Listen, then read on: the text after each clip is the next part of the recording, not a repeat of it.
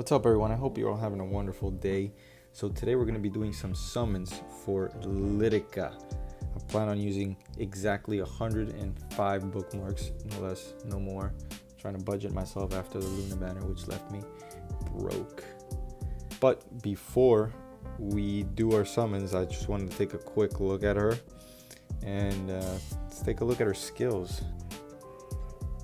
So this is basically designed to just stop your enemy right where it's at, allowing the rest of your team and yourself to just go in there and do as much damage as possible. Definitely want to get this skill to +3, get that cooldown reduction to 4 turns instead of 5. With this skill, I feel like if you give her enough speed, you might be able to keep this at almost 100% uptime on this. Now let's take a look at her skill 2. So definitely this one to +2, so you could get that 90%.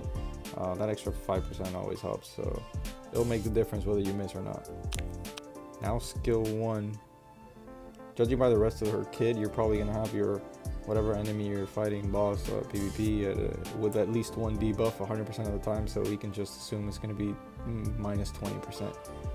So I would put in this skill at least 1 point just for the extra damage. You know, this is the skill that you're gonna be using the most, so you might as well. So for gears, judging by her skill set, I would like to put a speed set on her with some speed boots. Just make her as fast as possible so I can consistently just keep debuffs up and let the rest of my team do the damage. Especially if you have the rest of your team on something like a rage set that increases damage if the target has a debuff. For those more like hardcore players, if you guys have a rage set, then I would definitely consider putting a rage set on her with some speed boots.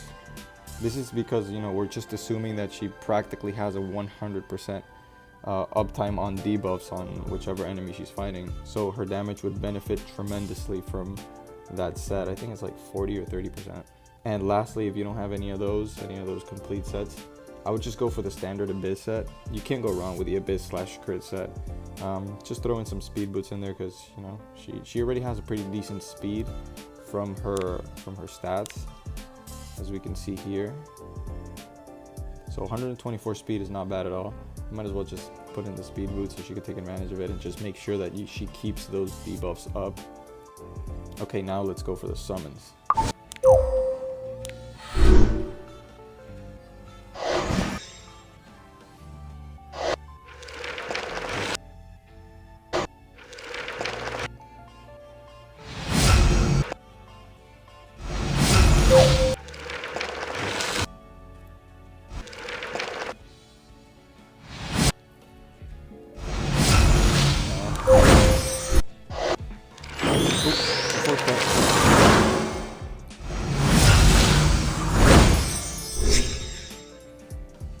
Not a bad artifact, but it's getting outclassed by a lot of the other Soul Weaver artifacts.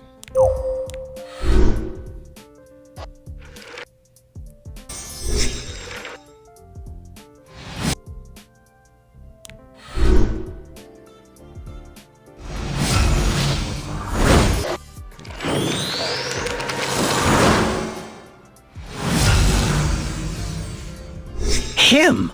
I'd love to cook him once. I have no use for him in any of my team comps right now, but not a bad unit.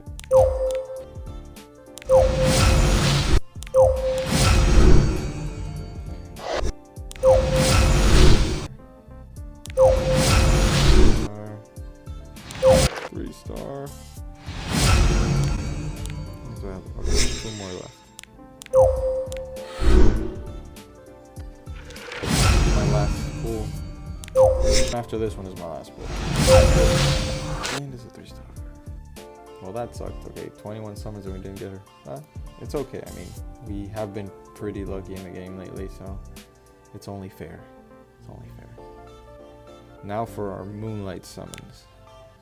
Okay, so basically what I'm aiming for here is Jurado. I just want 4 Jurados, so like that I can instantly just imprint him and just get him instant 4-star, and that's what I'm aiming for. I just want to, that's it. Like, I don't even have, oh shit.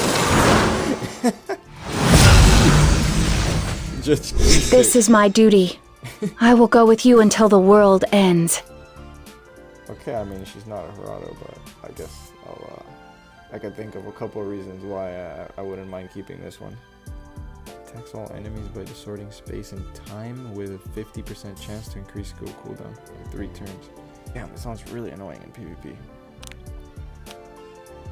Attacks all enemies with a scythe. Damage dealt increases with more enemies. Yeah, definitely PvP unit. All AoEs. 35% chance to decrease defense for 2 turns. At max goes up to 50. Jesus. And her basic attack. Oh, she's really good for PvP, definitely. So I'll probably build her just to have her on my defense team for Guild Wars. And also use her on my attack team. And now I have both Kiseis. Kisei had him. Alright, we didn't get Harado on that one, but definitely on this one. Definitely. So I've been wanting to get you since the beginning of the game, and now is that you come out when I don't need you anymore? Alright, man. I'll probably still build you, but not right now. But I'll definitely do your specialty change quest. Yeah, we're all familiar with his skills. Harado. Alright, last one. This is our last chance to get Harado.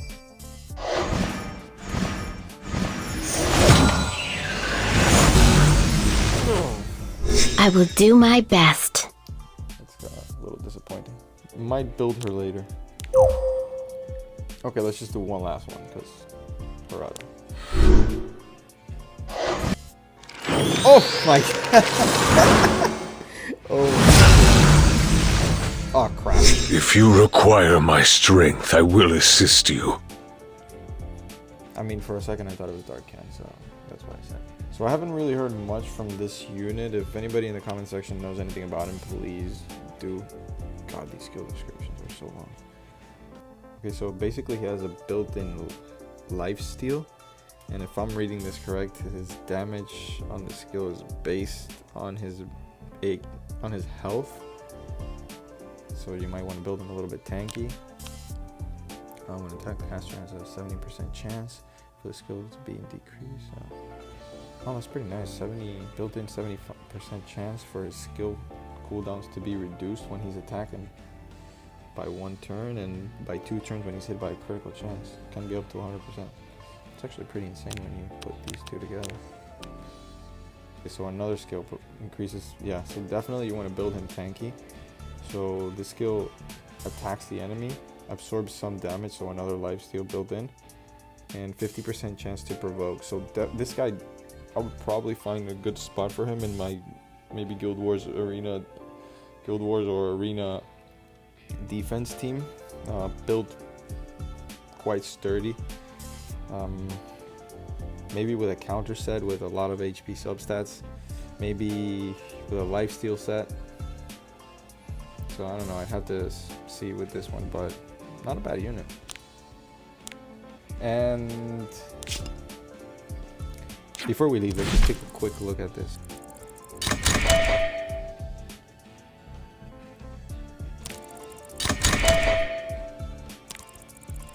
We have Kisei and Kisei.